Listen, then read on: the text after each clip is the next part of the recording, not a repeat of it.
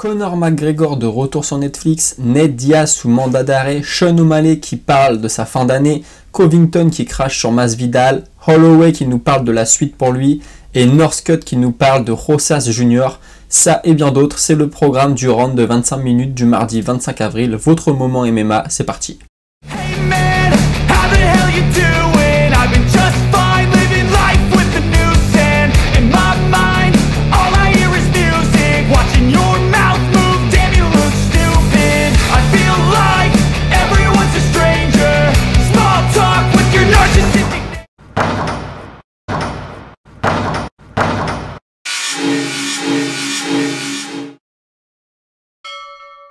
Et c'est parti, vous avez entendu la cloche et on attaque avec Conor McGregor qui annonce sur les réseaux sociaux que dès le 17 mai, on pourra retrouver un nouveau documentaire sur lui, sur sa vie, sur Netflix. Alors voilà, il y avait déjà eu un premier documentaire qui s'appelait The Notorious, si je dis pas de bêtises, et ça parlait beaucoup de son début de carrière, même avant qu'il soit à l'UFC, etc., etc. Bon, dans ce documentaire, vous pouvez le retrouver sur Netflix, hein. Il parle beaucoup d'argent, il parle qu'il veut être le meilleur, qu'il veut être le plus riche, etc., etc. Et là, c'est un petit peu différent, j'ai l'impression que c'est un documentaire qui va parler de son histoire récente. On voit dans le trailer que ça a des images de sa blessure contre Dustin Poirier, notamment. Donc ça peut être intéressant à voir. Après, voilà, je pense que le moment est très bien choisi. Là, il va coacher le TUF qui ne devrait pas tarder à commencer. Donc toutes les semaines, on va le voir dans le TUF. Cet été, il va affronter Chandler, ou en tout cas à la fin de l'été, c'est prévu. Donc là, on va manger du McGregor pendant les mois à venir. S'il est en grande forme, si sa prose est sortie, ça peut être très drôle. Ensuite, Ned Diaz, vous avez sûrement vu passer les images ce week-end, il a mis une guillotine à un gars dans la rue, il y a eu une bagarre dans une rue, on voit qu'il fait sombre, il met une guillotine au mec et en fait il le laisse inconscient par terre et il le lâche de haut en plus. Bon, le mec après a posté une vidéo sur internet hein, où il parle et tout, bon il est vivant, mais si vous voulez il lui met la guillotine et il le lâche, donc le mec se tape la tête par terre, ça aurait pu très très mal finir. En plus Diaz, on le sait, il a un combat qui est prévu contre Jake Paul prochainement. D'ailleurs, il y a KSI qui a tout de suite réagi, parce que c'est vrai que Diaz, on ne sait pas ce que ça va donner, est-ce qu'il va pouvoir combattre ou pas. KSI qui a dit à Paul, ouais, si t'as besoin de quelqu'un, moi je suis là. Paul a dit, ouais, pourquoi pas. Et Diaz a répondu un truc du genre, ouais, c'est bon, arrêtez de trouver des excuses pour ne pas m'affronter. Enfin, c'était surtout pour Jake Paul. On verra ce que ça va donner, mais c'est pas malin de sa part, hein, quand t'es combattant professionnel, de te faire avoir dans des bagarres comme ça. Il y a souvent des trucs avec Diaz, il jette des bouteilles à des mecs. Dans le week-end, pareil, on avait une vidéo de lui.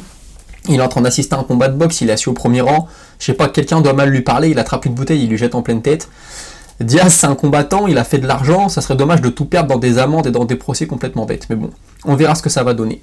Ensuite, vous savez, Bobby Green, suite à son combat de ce week-end qui s'est terminé en no contest, hein, parce que pour ceux qui n'ont pas vu, il a mis un coup de tête en fait en voulant rentrer un coup de coude, il a rentré la tête en premier, il a sonné son adversaire qui n'a pas pu reprendre le combat, qui a été KO. Donc ça a été un no contest et Bobby Green, il gueule un peu parce qu'il dit ouais, moi j'ai pas mon argent de victoire, etc., etc. J'ai parlé à Dana White, je lui ai expliqué que c'était une erreur, mais en attendant, j'ai toujours pas mon argent, je perds de l'argent. Et du coup, Arman Tsarukyan, qui est dans sa division, dans sa catégorie, les poids légers, je le rappelle, lui a proposé de l'affronter. Il dit ouais, si t'as besoin d'argent, tu peux m'affronter. Alors Green est capable de dire oui.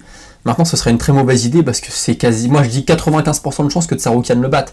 Green, on l'a vu contre les lutteurs, il se fait rouler dessus. Tsarukyan, c'est un excellent lutteur qui avait fait quasi armes égales avec Makhachev, avec Gamrot, qui sont l'élite de l'élite du grappling et de la lutte. Donc moi, voilà, je pense que Green, s'il prend le combat, il fera peut-être un billet, mais Tsarukyan va lui rouler dessus. Et pour Tsarukyan, c'est quand même un peu risqué, parce que s'il pouvait perdre, ce que je ne crois pas, il reculerait encore dans les classements. Mais bon, voilà, est-ce que ça va prendre, oui ou non, je sais pas. Mais en tout cas, c'est passé aujourd'hui. Sean O'Malley qui nous dit qu'il sera champion d'ici la fin de l'année. Bon, O'Malley, on le connaît pour ses déclarations, toujours, on dirait qu'il essaye toujours un peu de se convaincre. Après, il se vend, c'est sa personnalité, il a raison. Mais voilà, il y a son coach aussi qui nous dit, dans un tweet, il dit oui, O'Malley pourrait mettre KO Cerudo. Ok, peut-être, en attendant, Cerudo, s'il y a un combat contre lui, il faudra y aller. S'il y a un combat contre Sterling, il faudra y aller. Les deux sont très très bons au sol. O'Malley, on sait que c'est pas forcément son super point fort, hein, même si contre Yann, ça avait été. O'Malley, pour rappel, il sort d'une victoire contre Petroyan en octobre dernier, très très très serré, beaucoup le voyaient perdant, mais il s'était imposé. On va voir quelle sera la suite sur lui. En tout cas, s'il a le title shot, c'est logique, hein. Il est juste derrière, normalement c'est pour lui le prochain title shot. Est-ce qu'il va le prendre, oui ou non, on ne sait pas. Covington qui parle de Masvidal, et forcément c'est pour lui glisser quelques mots doux, et il dit je ne crois pas à sa retraite, je pense qu'il n'arrivera pas à faire d'argent autrement. En gros, il est trop débile pour faire de l'argent autrement qu'en se battant, c'est ce qui est sous-entendu. Bon bah voilà, c'est Covington, ils peuvent pas se voir, il lance sa petite pique et c'était attendu de toute façon. Ensuite, Arnold Allen qui a parlé de sa défaite contre Holloway et qui dit, beaucoup de gens me disent non mais c'est super, t'as fait 5 rounds contre Holloway, tu te rends pas compte, et lui il dit non mais moi voilà, j'ai perdu, c'est une vraie défaite, je perds ma chance au titre, je redescends dans les rankings, j'ai perdu la moitié de ma bourse parce que lui il doit être à par exemple, je dis n'importe quoi, 50 000 pour combattre et 50 000 s'il gagne. Donc là, il est reparti qu'avec 50 000 par exemple. C'est peut-être plus, hein, j'ai pas le chiffre exact, mais voilà. Donc il dit non, moi je suis là pour gagner, je m'en fiche d'avoir fait 50 contre lui. C'est une très bonne mentalité, moi je trouve. Je trouve que là, c'est un gars qui se dit pas, bon bah voilà, c'est déjà bien ce que j'ai fait. Non, il a envie d'aller au bout. Enfin, c'est un combattant, ils sont un peu tous comme ça, les mecs, mais voilà, c'est intéressant de le dire. Holloway, justement, qui a parlé aussi chez Ariel Helwani, lui aussi, il a dit qu'il aimerait réaffronter Conor. Donc il avait perdu contre Conor en poids plume à l'époque. Il dit même en open weight je l'affronte, et il a dit qu'il voudrait aussi faire de la boxe anglaise, et pourquoi pas prendre Davis, hein, Davis qui a gagné ce week-end. Bon, franchement ça serait une très mauvaise idée, parce que je pense il ferait peut-être un gros billet, mais bon, Davis en boxe anglaise va le manger, il n'y a pas photo. C'est un peu bête, hein, des fois les mecs du MMA qui veulent aller taper des champions de boxe anglaise, je comprends qu'ils veulent faire un billet, mais il n'y aura pas de victoire, quoi. C'est impossible, je vois pas comment il peut battre Davis, mais bon. Et il dit aussi que lui, ce qui l'intéresse, c'est de battre des records, avoir le plus de victoires, le plus de bonus, le plus de KO, etc.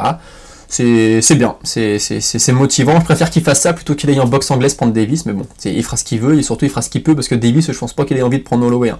Holloway, c'est pas McGregor, il y a pas autant d'argent à faire. Et enfin, Sage Northcutt qui sort du bois, ça fait un moment qu'on l'a vu combattre Sage Northcutt. Et moi, j'avais déjà fait le parallèle entre Northcutt et Raul Rosas Jr. Northcutt, il a été ce jeune gars que tout le monde voyait vainqueur, qui a été poussé par l'UFC. En plus, il a une plastique de fou, Sage Northcutt, on croit un mec sorti d'un jeu vidéo. Et voilà, Northcutt, ça l'a pas fait à l'UFC. Maintenant, il est au One, son premier combat, il a pris un KO de fou, il a pas recombattu depuis. Et en gros, il dit ouais, Rosas Jr, c'est bien de s'entraîner dans les grosses salles, de s'entraîner avec des champions, de s'entraîner avec des mecs très bons. Moi, à sa place, c'est ce que je ferais. J'aurais dû le faire plus tôt, j'aurais dû le faire quand j'étais plus jeune. Et voilà, c'est un peu un conseil qu'il lui donne de mec qui a pas réussi à percer autant qu'il l'aurait voulu. J'ai trouvé ça cool. Bah voilà, on a dépassé les 5 minutes, hein, de quasiment 1 minute. Je vous retrouve demain, merci d'avoir suivi, salut.